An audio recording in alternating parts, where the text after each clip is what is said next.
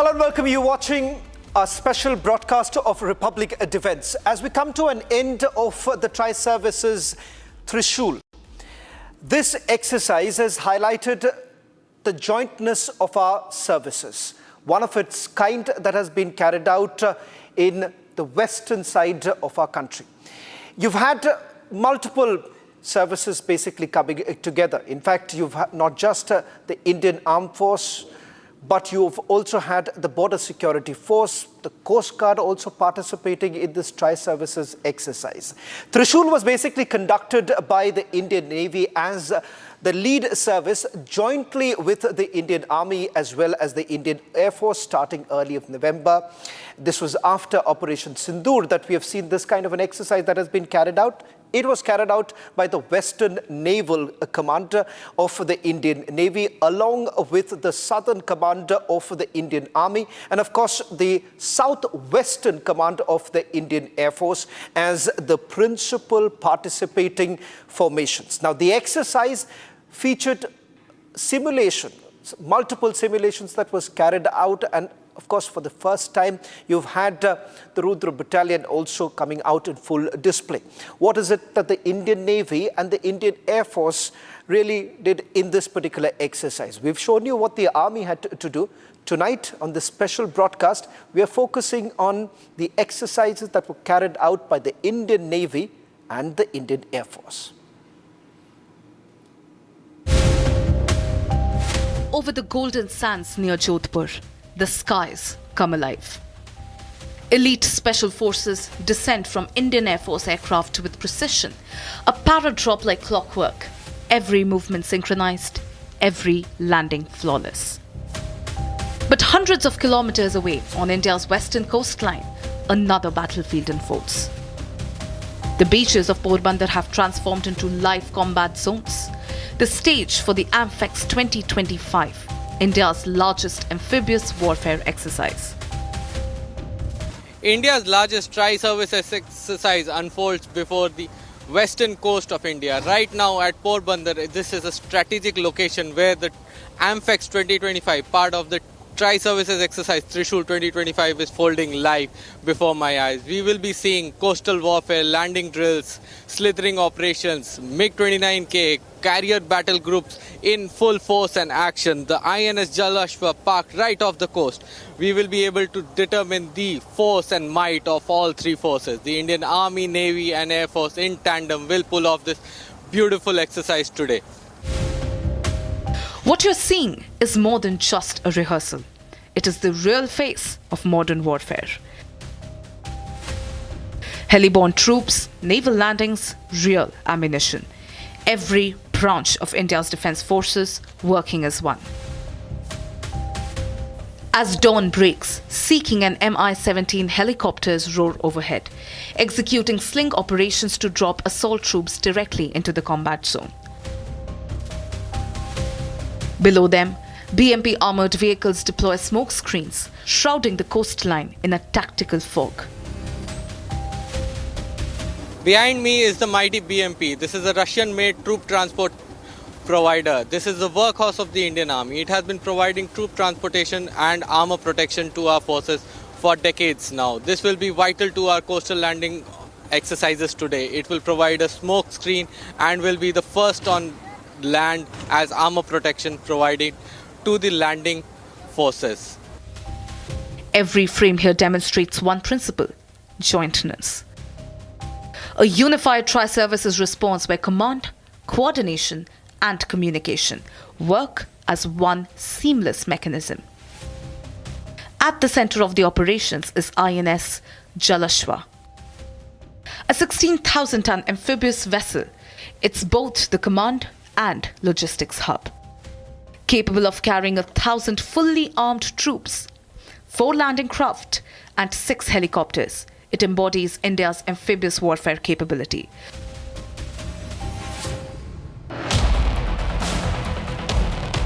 What elevates Amphibious 2025 is the integration. Ashni Brigade's drones scout inland, feed targeting coordinates to artillery units and relay real-time imagery to commanders. The battlefield is no longer blind. It is data-driven, it is predictive.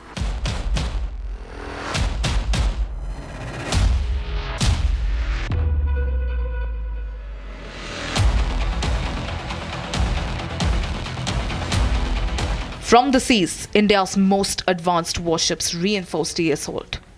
INS Surat, INS Imphal and INS Tabar each represent a chapter in India's naval evolution.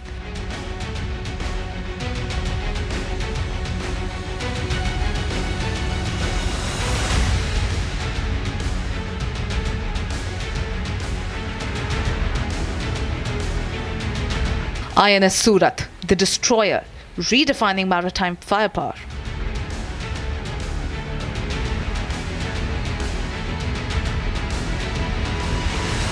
Armed with 16 BrahMos missile and 32 Barrack 8 air defense systems, she can track multiple targets with her MF Star ISA radar, all while remaining 75% indigenous.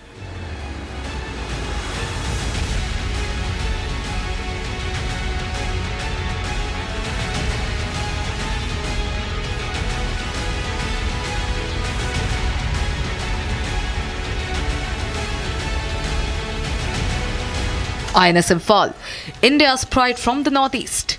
Her extended range Barrack 8 ER missiles can neutralize threats 150 kilometers away.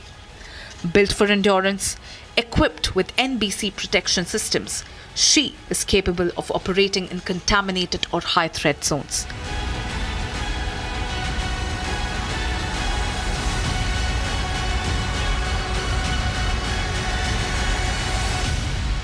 INS Tabar, the veteran. 2 decades of active duty, now refitted with BrahMos missiles and upgraded defensive systems. Agile, dependable, and battle-proven, she is the fleet's reliable workhorse. Together, these 3 vessels form India's maritime trident: speed, range, resilience.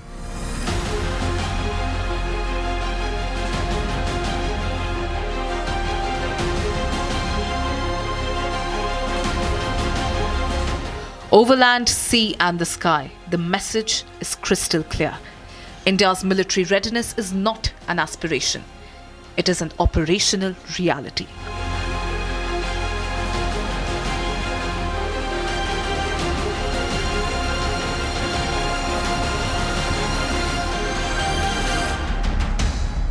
As operations begin, the skies come alive. Advanced light helicopters roar above the horizon, airdropping commandos deep inside simulated enemy territory. Their mission? Disrupt enemy supply lines, block reinforcements, and strike command hubs before the ground offensive begins. The multi-domain operations are taking place and it requires the active involvement of all the wings. Here you will see that the troops of the Indian Army, they are being dropped to the location. You will see the drones already hovering in. Those locations that you see, the 2 tent-like structures, these are the enemy locations. And here, one of the hepters of the Indian Army, that hepter is going down. It will drop the troops into this very area because troops, it is not always possible to have the forces on ground always. And it is a time-taking process to drop them or to bring them via road or via these off-beat tracks. So what is being done? You will see that the troops are being dropped at that very place using the hepters, and then is the multi-domain operations taking place. This has the there you will see the troops will slither down. These are the special forces. These are the troops from the regular infantry wing that are now being dropped at that very location. So once the troops are dropped at that very location, they will very soon join back for the operations, because if we speak of this very area, this area is really a challenging area of operations. And as I'll request Rawatji to move away from that very area and get on to this drones, because drones are not only providing an aerial surveillance, but drones are also providing an active real-time information for the Indian Armed Forces of the ongoing operations, that how these operations are to be conducted with the slithering of the troops on the ground, the operation and the stage is all set, that now the advances, the offensives are launched against the adversary that is hiding still in its bunkers. And this is how the Indian Army has prepared this exercise, Akhand Prahar, that is the uninterrupted strikes on the enemy. On the ground, artillery batteries open up, thundering across the dunes as the long-range guns neutralize fortified bunkers. Surveillance never stops. ALH helicopters, fitted with optical sensors and thermal imagers, track every single movement below. Indian Armed Forces are carrying out highly contested and complex battle operations here in Rajasthan, and here you will see that it is the advanced light helicopters that are entering the war zone. This is the multi-domain operations that are taking place in the deserts of Rajasthan, and what you see is these are the advanced light helicopters of the Indian Army's aviation wing. This exercise that you see on your screen, this is taking place close to the Indo-Pakistan international border. The message to the adversary is that any provocation will be seen as act of war and it will have repercussions for them. And for the same, Indian Armed Forces are preparing themselves under the largest exercise that is taking place post Operation Sindoor, exercise Trishul. And here you will see that the advanced light helicopters, they are moving in the area.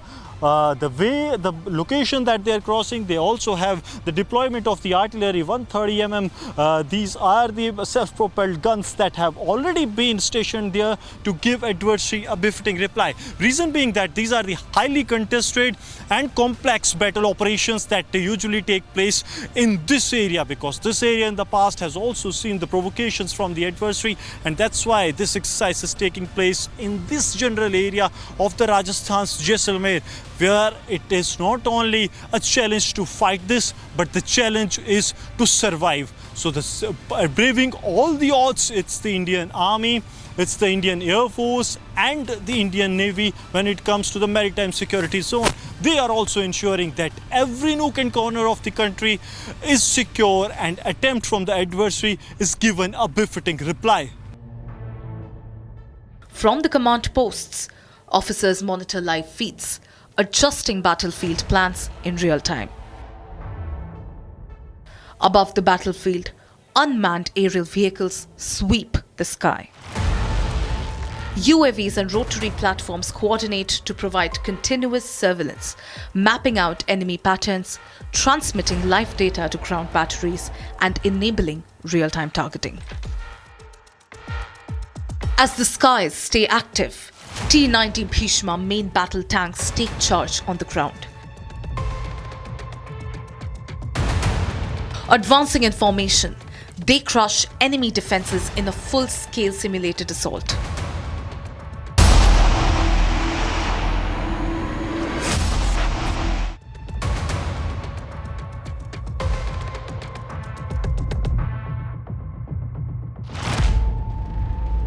Combat drones fly overhead, dropping explosives on bunkers, perfecting the model of non-contact warfare, where technology takes the front line.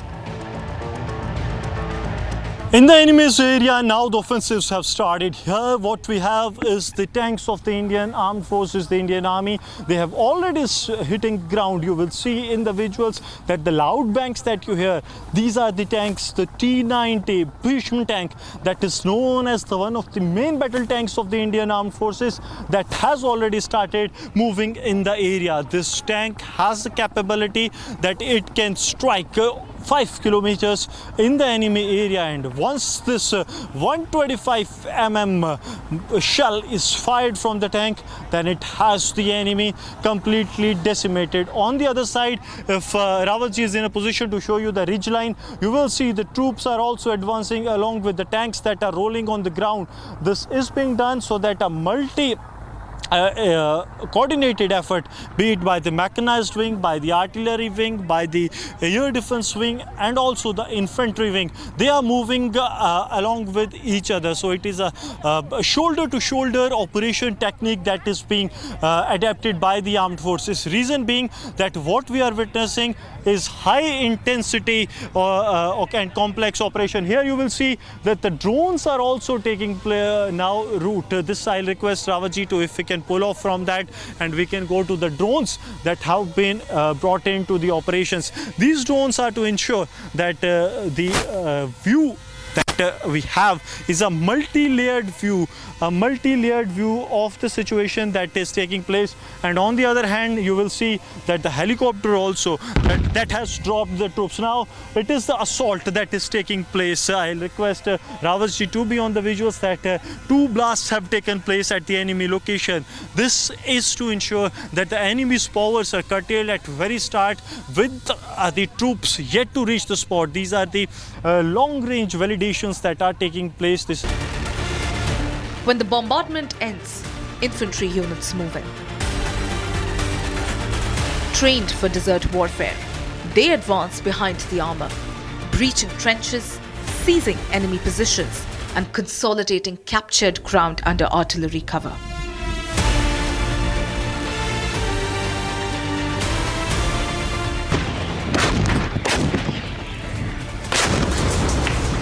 Number 4, fire!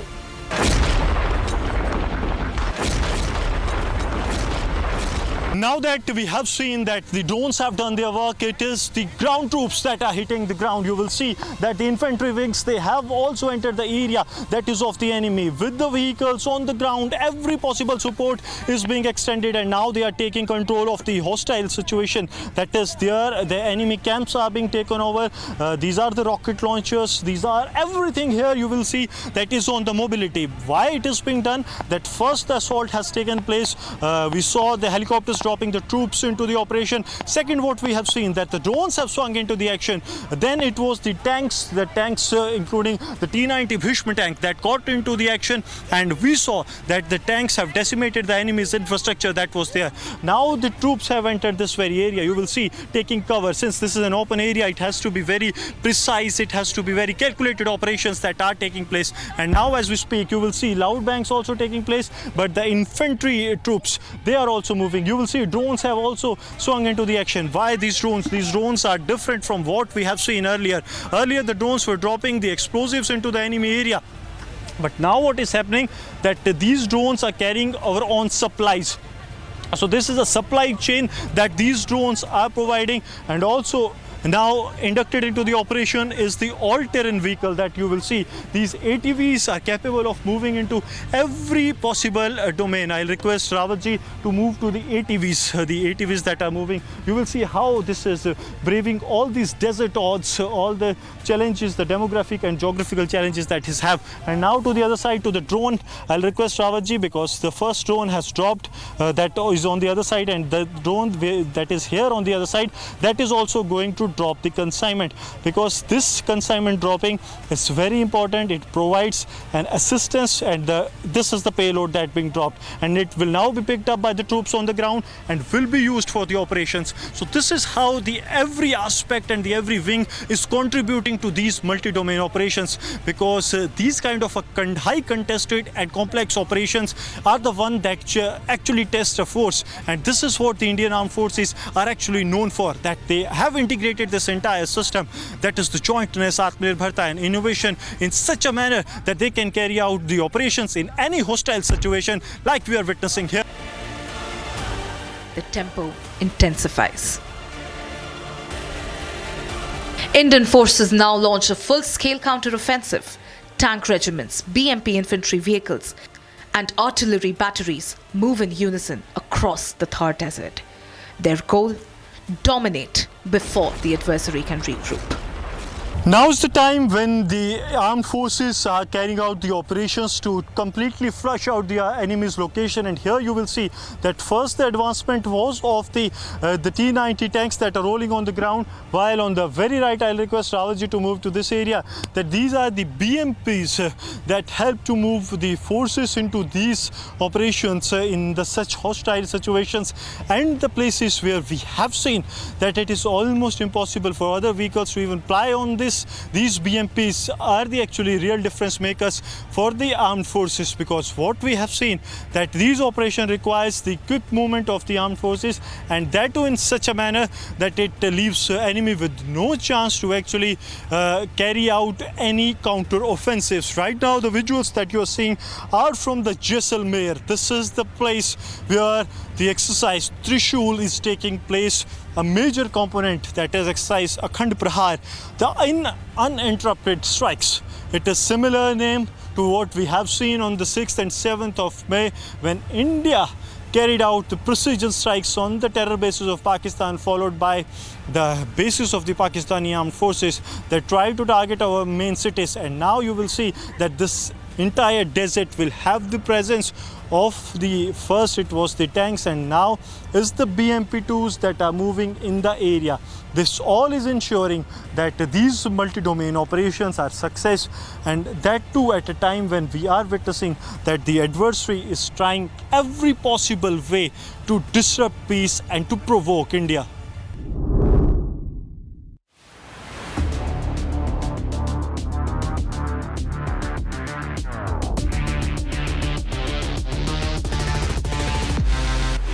At the same time, another formation makes its mark, the Bhairav Battalion.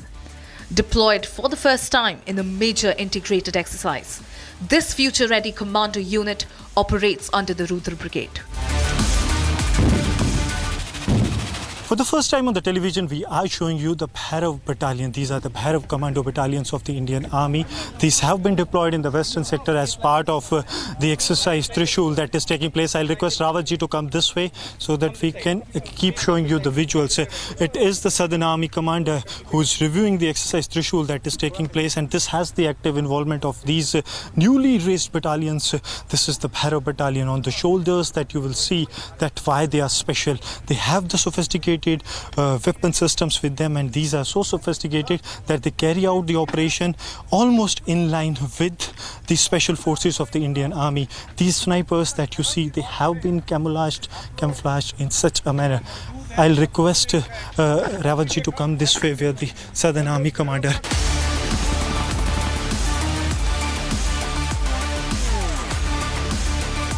Trained for high-tempo mechanized warfare, the Bhairav commandos move with precision, striking, adapting, and blending into the chaos of modern combat. इस प्रकार से ये action में आते हैं, actually ये घोर नुकसान पहुंचाने की क्षमता रखते हैं दुश्मन के ऊपर, और जिस तरीके से हमने इनको पिछले 4 ही महीने हुए जब से इनको खड़ा किया गया, और वो एक दिन था 4 महीने पहले, और आज का ये दिन है जो आपने कल मरुज्वाला में भी देखा और आज अखंड प्रहार में भी देख रहे हैं। जो ये भैरव प्लेटून है, जो ये जो भैरव की जो बटालियन है, जिसकी 2 असॉल्ट टीमें हैं, किस प्रकार से और क्या क्षमता रखती है। मेरा ये मानना है कि जो हमने इन लोगों को खड़ा किया, और ये आर्मी हेडक्वार्टर के निर्देश अनुसार था, इनको son of the soil concept पे खड़ा किया गया, यानी कि इस पलटन की भैरव बटालियन जो है, इसमें 83% जवान जो हैं या रेगिस्तान या राजस्थान के रहने वाले हैं। तो ये इस कण-कण, इस ज़मीन के कण-कण से वाकिफ़ है, और इस एरिया में इतनी भली भांति समाज आते हैं कि जो ये आउटपुट निकालते हैं, मेरा ये मानना है कि जिस प्रकार से ये लोकल यहाँ के रिक्रूटेड फौज है, पहली बात। दूसरा, इनके पास नए औजार, नई तकनीकी इक्विपमेंट से ये लोग लैस हैं। तो जिस प्रकार से ये दुश्मन के ऊपर बरस सकते हैं दिए हुए किसी भी टास्क पर, इनका जो टास्किंग ऑर्डर है वो एक घातक प्लेटून जो कि एक इन्फेंट्री बटालियन में होती है, और जो हमारी SF बटालियंस हैं उनके बीच की इनकी हरकत रहती है।